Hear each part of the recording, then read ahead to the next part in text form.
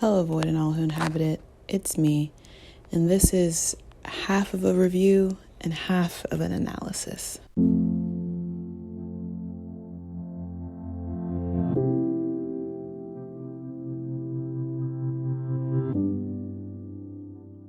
A couple of months ago, I did a video on my now non-existent Patreon looking at horror movies that start off with the final girl. Essentially, what kind of messaging or examination can happen when our protagonist begins and ends her story virtually alone. I theorized that perhaps systemic issues, namely sexism in the case of the 3 films I looked at, were being boiled down to interpersonal solutions. In hindsight, I probably should have talked a bit more about the catharsis provided in that, but at any rate, I think it's interesting how horror films are shifting to reflect a wider range of contemporary fears, but not necessarily shifting how we approach those fears or who is allowed to process them. Had I waited a few more months, I probably would have added Don't Worry Darling to that bundle.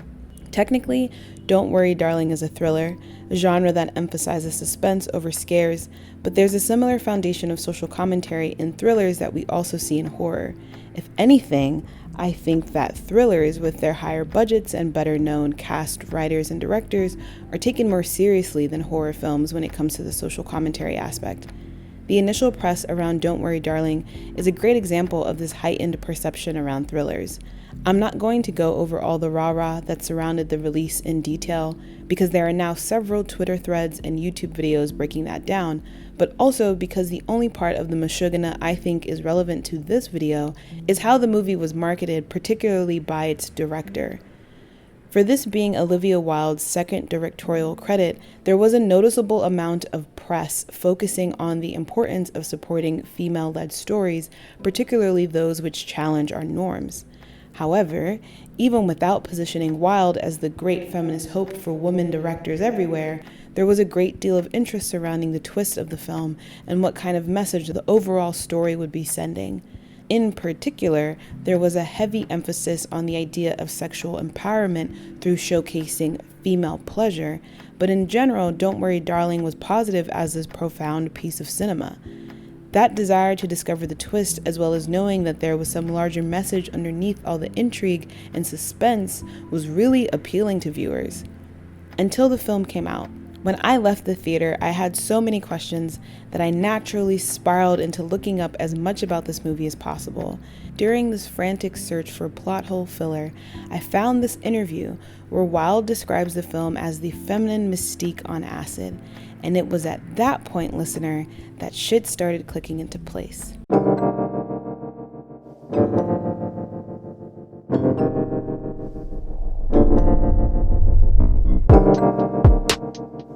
The Feminine Mystique is a 1963 book written by feminist activist Betty Friedan and is widely credited with sparking the second wave of the feminist movement.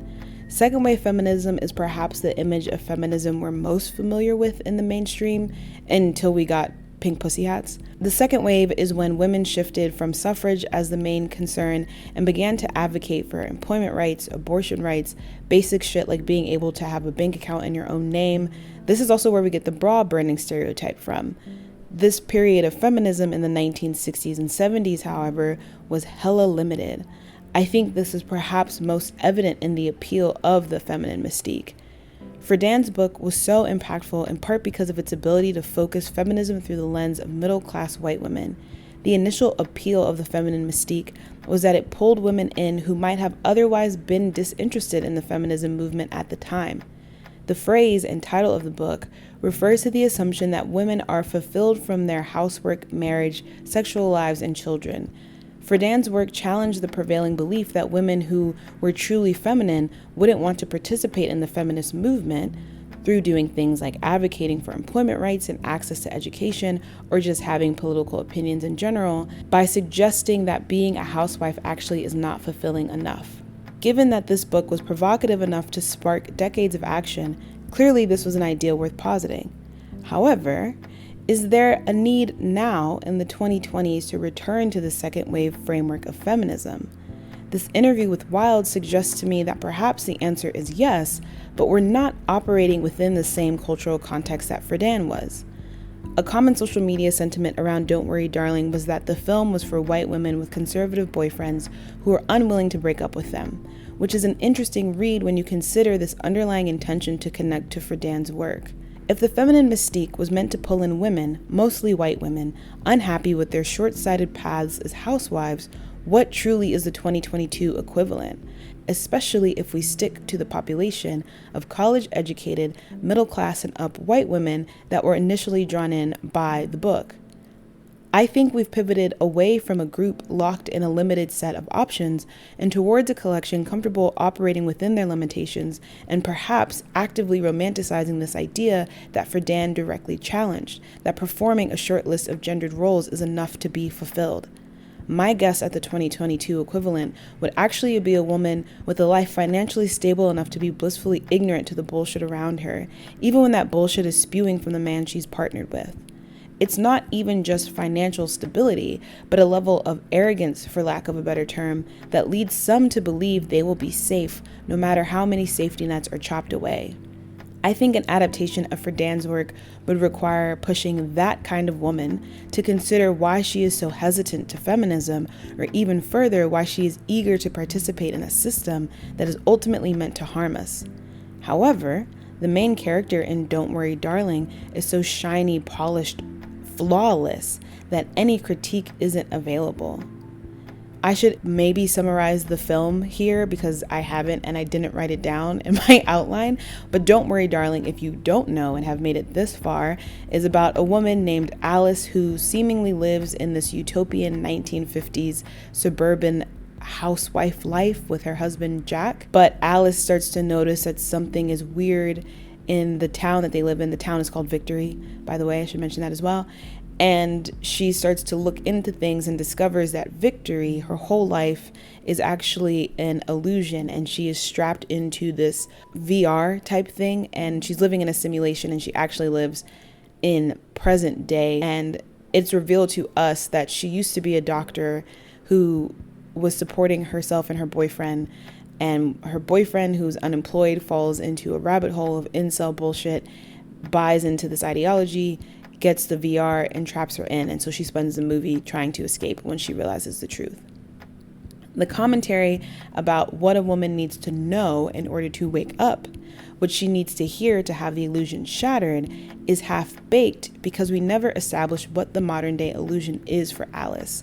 Like, yes, she's literally trapped in a simulation she has to break out of, but where's the deep-seated, thought-provoking metaphor I was promised? Alice is never established as being okay with Jack's incel bullshit, for example. She's willing to be the breadwinner, but we don't have scenes where he says some out-of-pocket shit and she's like, "Oh, that's just bae." You know what I mean? She's never presented as a partial beneficiary or willful-ish participant to the system in the modern day. Alice doesn't even consent to being placed in Victory, which, beyond making all the rah-rah about sexual empowerment null and void, makes her position much more reactive or even passive than active. All of this is in comparison to Bunny, who is willfully in Victory, whilst knowing that she is one of, if not the only woman to have agreed to be there, yet her behavior is never examined. It's so much easier and interesting, in my opinion, to point out Bunny's complicit action and the illusion she wants to believe in that pushes her to something sinister and harmful to others. Mind you, my interpretation does shift towards an analysis of complicit behavior where Friedan's lens focuses on liberating women from constraints. But my thing is, you cannot look at the wider societal constraints placed on middle-class white women without also acknowledging that there is a sizable chunk of those women who are complicit in the bullshit. If you do want to look at women unsatisfied with short trajectories, yet still distrustful of institutional feminism, you're not looking at white women. You're not looking at middle-class women. You certainly are not looking at an intersection of the two. You feel me? So I'm expecting a pivot towards a different kind of woman, or an examination that can handle the mess of liberation that still centers white women. The frameworks that locked women into certain options do not exist in the same way as they did 50 years ago. Yesterday's price is not today's price. So a character who is navigating those restrictions that we're saying persist despite changes that have been made, she also cannot exist in the same way that she would have if this story truly took place 50 years ago. 60, 70 years ago, who knows math? Not I. I will note that there is the whole incel subplot bullshit going on with Wiggy Styles that tries to set up the modern day infrastructure that's being challenged, and we'll talk a little bit more about that later. But if there is a point to be made about how the feminine mystique is still applicable because of a slide back into traditional mindsets under the guise of freedom and expansion, then focus on that point. It's not enough to just regurgitate 60-plus-year-old theory that women are unhappy as housewives and argue that it's revolutionary simply because it's been regurgitated. There needs to be some adaptation to this time period, but that was lacking in the film. I don't want to dive too deep into the blacklist version of the script that was purchased and adapted into the film that was eventually produced because I have not read it, but I do want to note that according to this article, in the original version written by the Van Dyke brothers set in 2050, the narrative seems to spend a bit more time in reality. Perhaps this happened because of the extra world building that needed to be done by setting the film in the future. However, more importantly, returning to reality, instead of spending the bulk of the film in the 1950s fantasy, also helps establish how that society had shifted to result in the creation of illusion technology. The original script seemed to spend more time exploring the cultural zeitgeist that made those men desperate to return to the 50s. Although the film pivots to have a stronger focus on Alice as the main character, allegedly, and to pull in for Dan's work, the film is again missing an answer to the "why is this still applicable now?" question. Don't Worry Darling isn't looking to just critique fragile masculinity, but arguably the film is also trying to empower the modern day woman. So how and why is the re-examination of old feminist theory the best way to do that? At the risk of blowing up my comment section, I do think we need to be more critical of the spike in trad wife content we see online, of the desperation for ease that has led so many to romanticize, if not the time period, the value sets of the 1950s and 60s, but with a 2022 lens on it. I full-heartedly believe we should push people to think a little bit more critically about what it is they are after and why they think they can get it by reinvesting in old mindsets. But that's not what was done by Don't Worry Darling, despite an even tangential claim to try to achieve such a thought-provoking narrative. I think the closest the film gets to examining anything a bit more deeply is in the fact that none of the women believe Margaret, played by Kiki Lane, who is the first woman to notice that something is wrong in Victory. However, the fumbling of that character's trajectory highlights one of the largest issues with trying to adapt the feminine mystique to the 2020s, which is how Don't Worry Darling mishandles the impact of race in its storyline.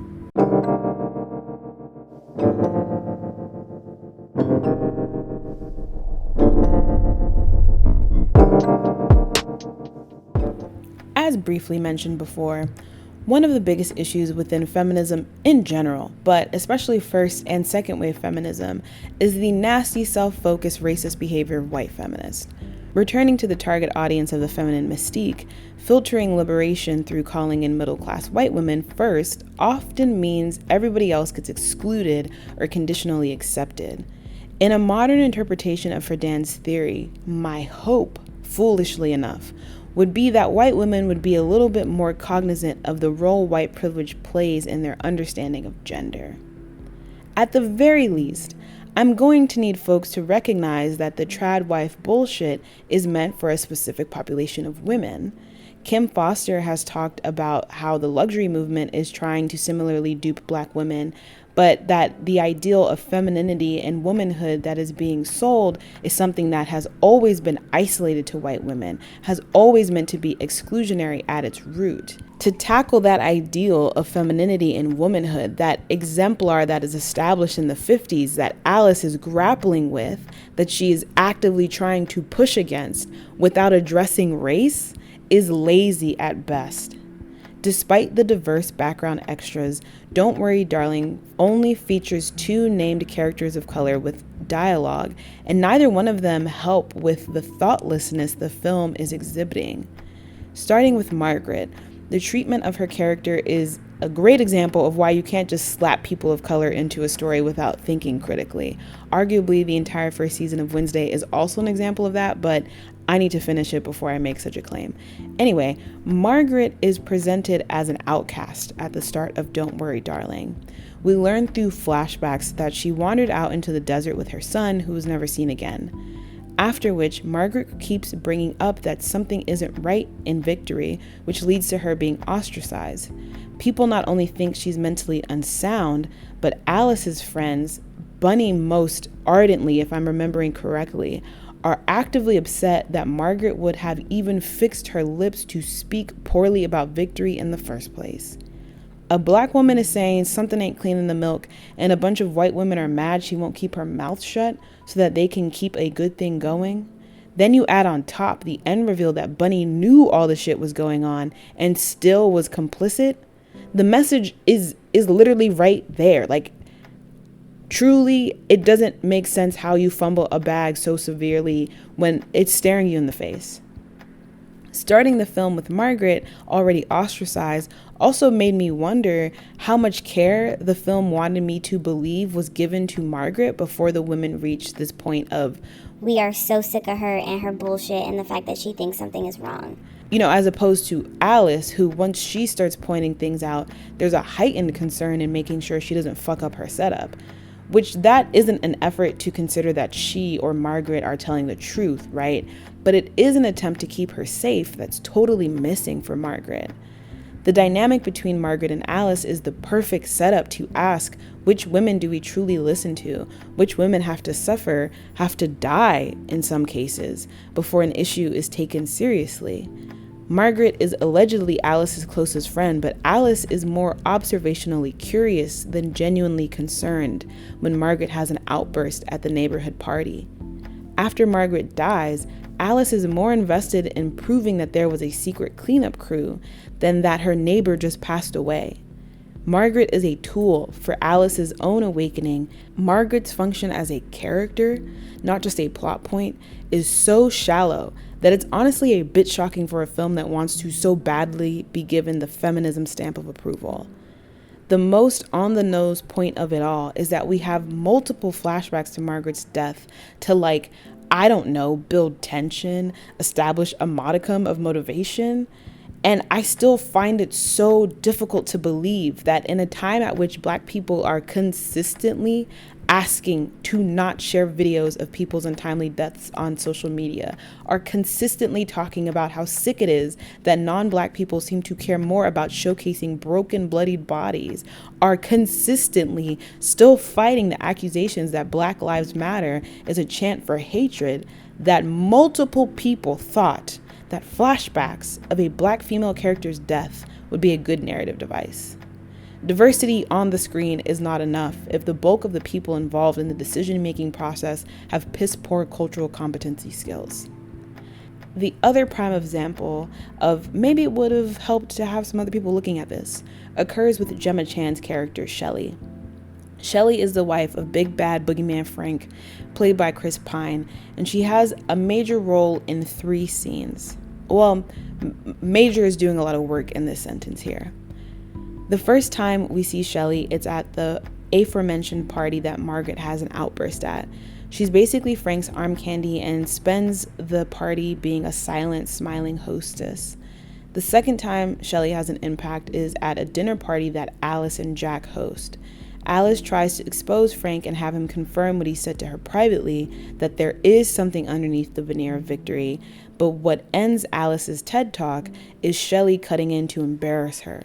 Very much the devoted wife, Shelley shuts Alice down before gracefully leaving the house, which results in the end of the dinner. The third and final time we see Shelley is like an hour of film time later, at the very end of the movie. As Alice is trying to escape victory, we cut to Frank and Shelley's house, where Frank ends a phone call with Dr. Collins, the fake doctor leading the chase for Alice, and then turns to Shelley. Shelley then stabs Frank and says something along the lines of, "It's my turn now." We cut back to Alice and never see Shelley again. I'm going to talk about the lack of community more in depth later, but I think one of the many reasons Shelley's final choice makes no fucking sense is because we never see her with the other women outside of teaching the ballet class, which, like so many scenes in this film, are only focused on Alice. When Shelley kills her husband, I read it as either she's taking over as the king of incels, aka she was with the shits the whole time, or the story is distilling liberation to an individual act. The former, the idea of taking over as the king of incels, is very in line with white feminist understanding of equity as meaning you get the same power as white men. But as we've established, this film is unaware of the pussy hat wearing elephant in the room. I had a portion here where I was going to talk about, with regards to race, the lack of any conversation around what it means for Shelley to be the first woman in Victory, what an ideal of submission means to certain men and leads them to pursuing Asian women, and how potentially Shelley's inability to fill that desire that Frank had led to, amongst other things, her being forced into the simulation and expected to be this submissive ideal woman that he wanted. Right. We talked a little bit earlier about the ideal of femininity and how that's always, in a Western context, been made for white women, has been tailored towards white women. But this discussion, at least, would be remiss in not acknowledging that there is an ideal of submission that leads a lot of men to pursue Asian women.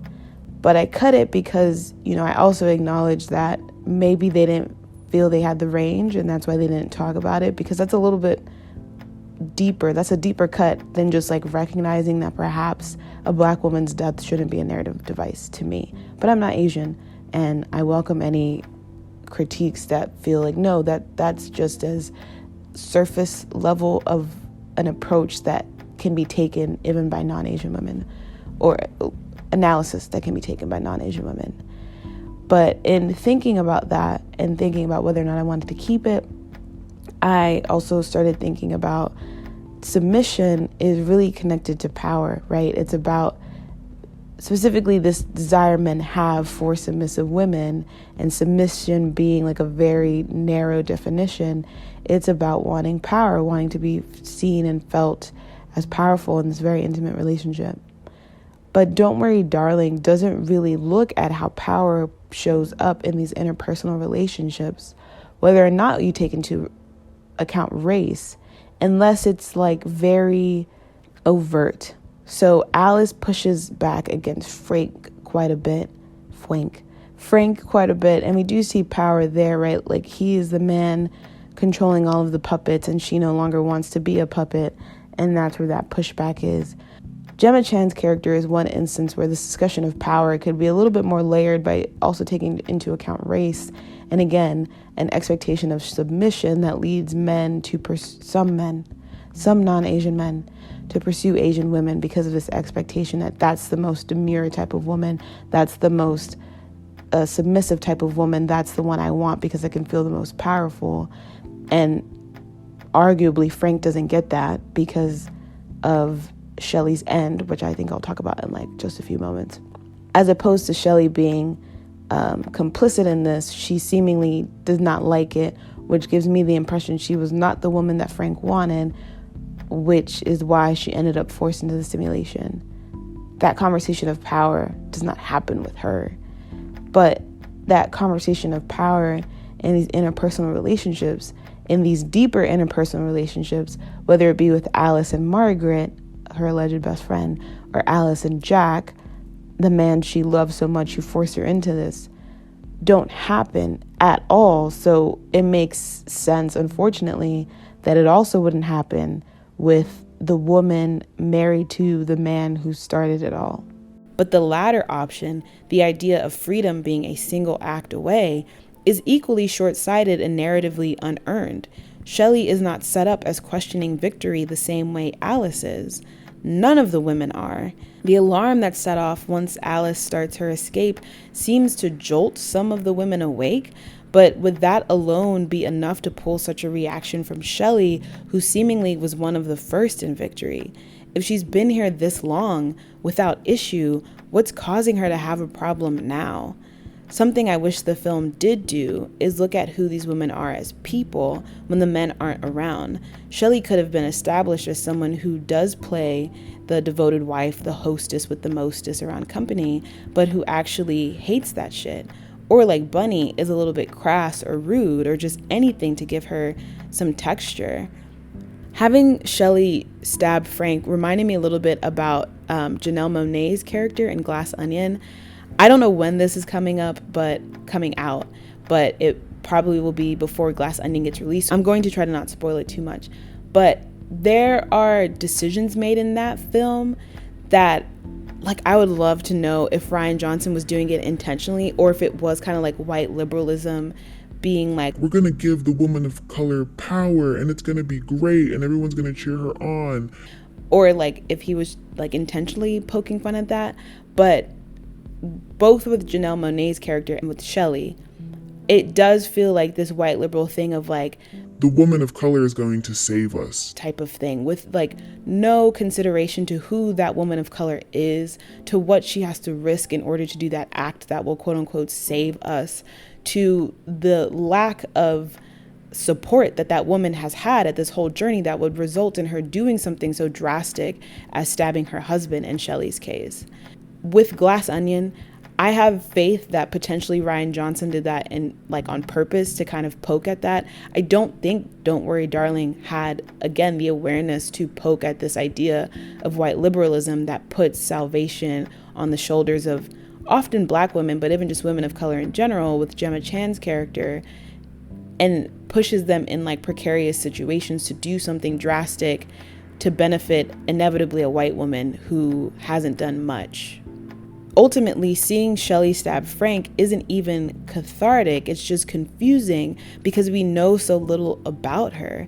It's unsatisfying because the scene, even like stripping away race from it, was probably just put there for us all to sit back and go, good for her, which unfortunately seemed to be the point of the whole film.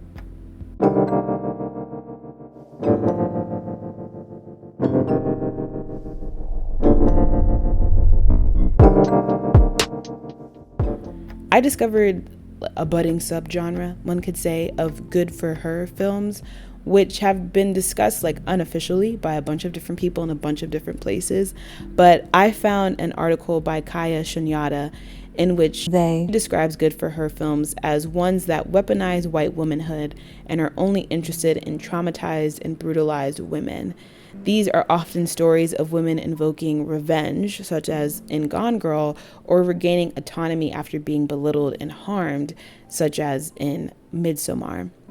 I liked Shunyata's article about good for her films because more than just like pointing them out or making a list of good for her films, Shunyata argues that women like Amy Doon or Dani not only reach their ends because of the positionality afforded to them by white womanhood, but also that viewers miss the critical aspects of these films' stories because of a narrow focus on applauding the white women at the center of them. Don't Worry Darling adds an additional layer to this budding subgenre by not even placing a critical lens on Alice's story within the narrative. Good for Her is the goal, not simply a misinterpretation of the plot, in a way that celebrates an individualistic understanding of the greater harms allegedly being analyzed.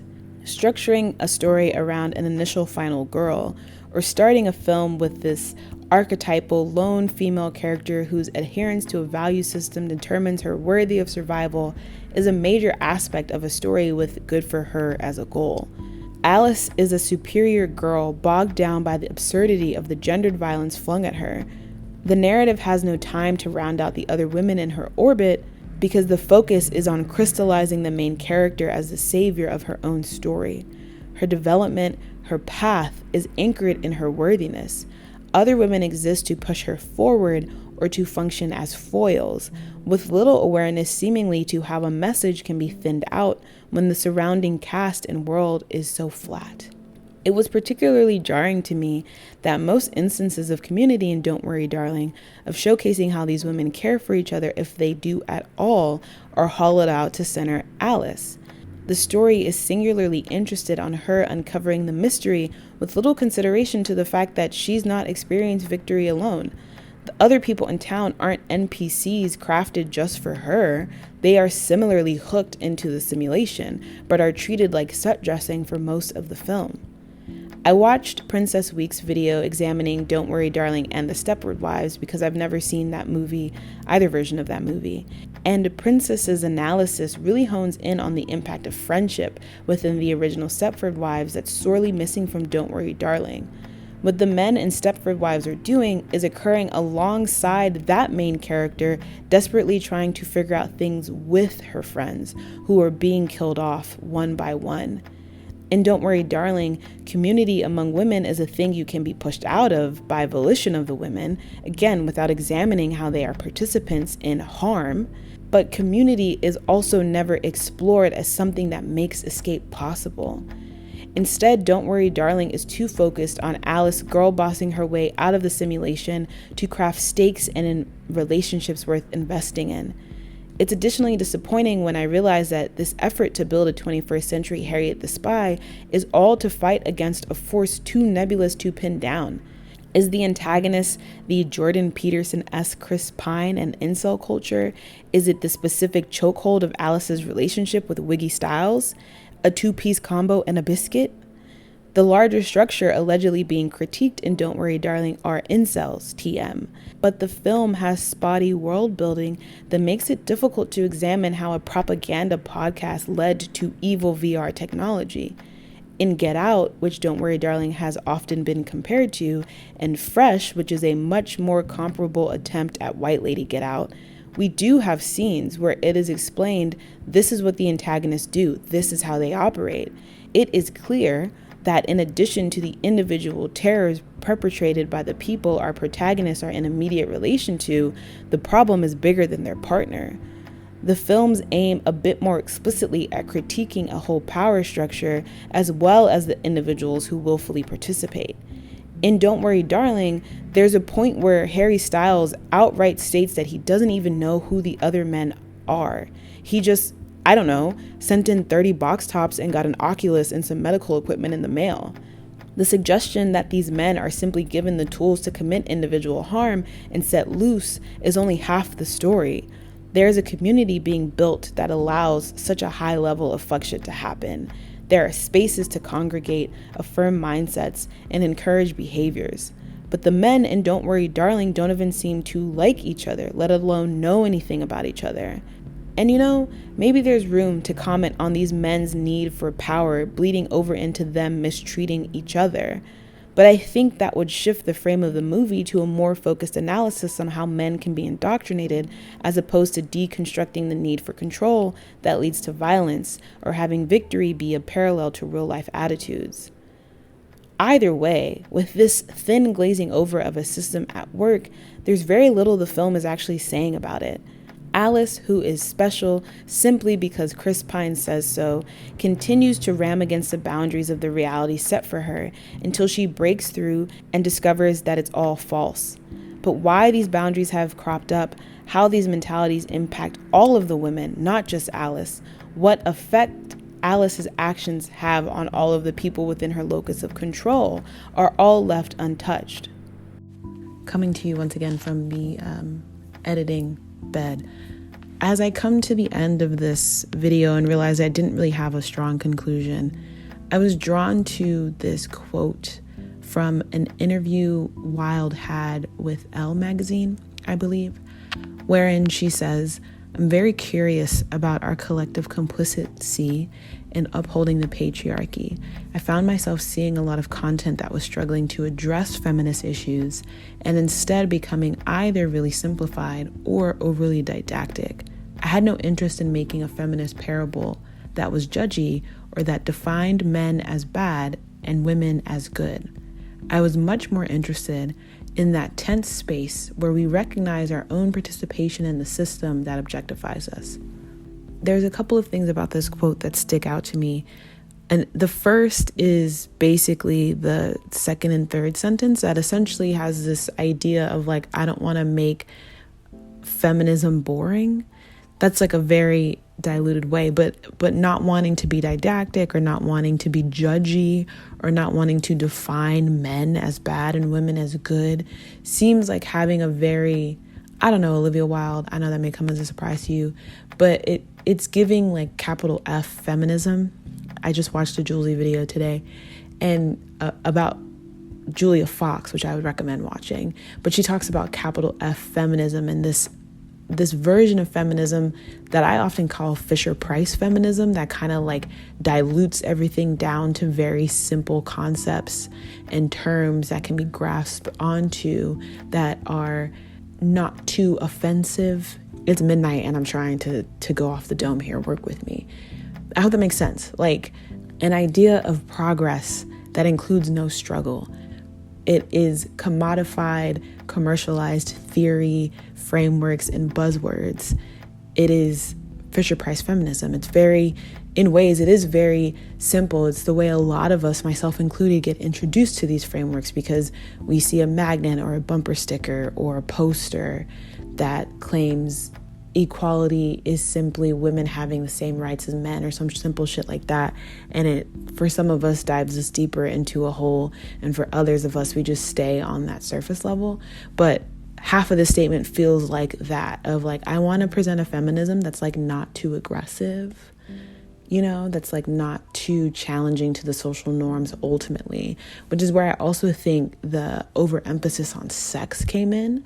I think in many ways, people view sex as a way to be provocative, and it's really just like a lazy way to be jarring.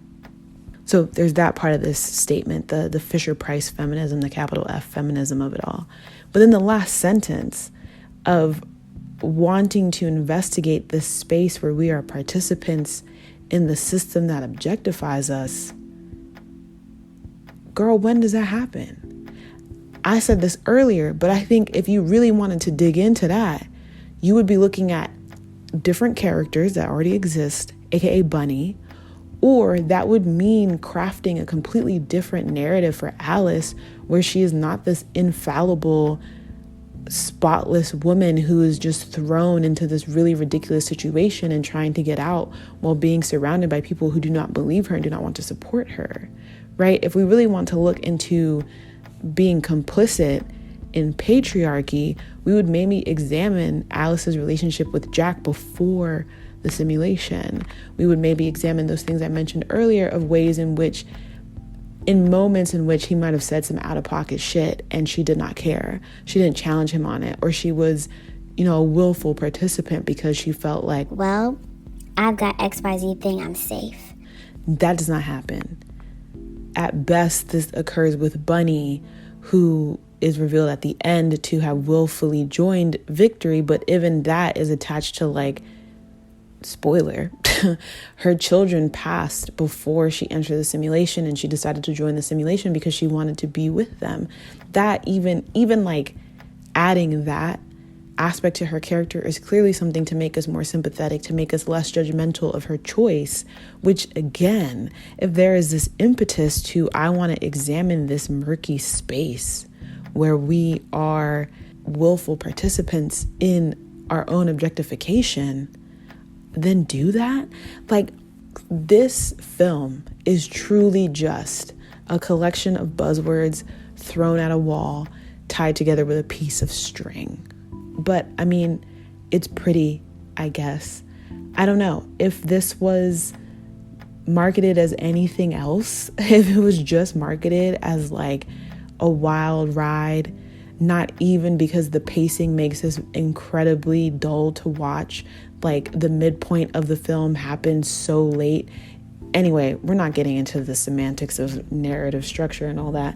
But yeah, if it was just marketed as a wild ride where you could see some people in some interesting costume design, I was going to say great, but it's a lot of repetitive stuff going on. Maybe I would have been okay. If Kiki Lane didn't have them nasty bangs, if they didn't give her them nasty bangs, I wouldn't be churning away at this video for the past 3 weeks, allegedly.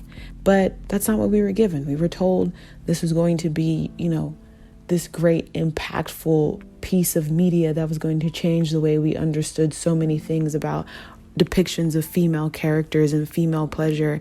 And it was just like 2 hours of Florence Pugh acting circles around people, which, you know, I could watch Midsommar for that.